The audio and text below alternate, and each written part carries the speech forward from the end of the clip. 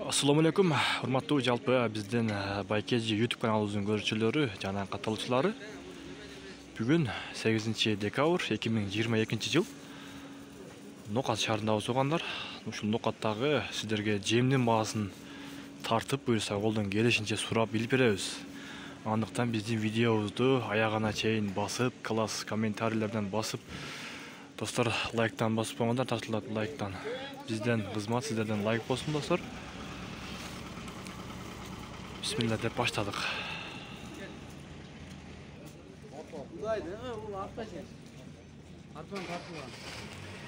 Assalamu alaikum.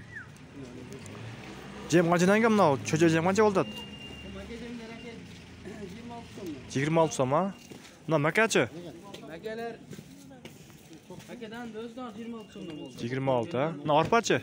Арпалар 24 сомдон. 24? Мына аралашчы? Мына мака аралаш. Ой 27 сомдон койлор. Кел. Будайчы? Керек 21 сомдон Россияныкы.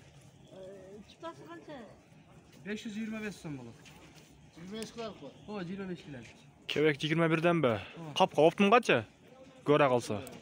20 сом 50 тиңден берилет да. 20 сом 50 тиңден, а? Мына будай канча болот будайлар? Будайлар 27 сомдон. Күнжара эле кандай эле? Күнжарабы? Ооба. Канча бол? Сапжор күнжара 21 сомдон. Мына аралашма жемчи? Аралашма жемдер 24 сомдон. 24 сом, а? Рахмат, а? Базарың берсин. Бизде көрсөтөсүз. Бул жерде дагы 20 сом 50 тиңден экен, оптун жерде.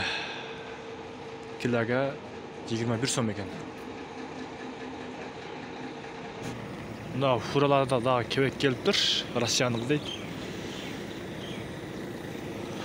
Ошо 20 сом 50 тиңден.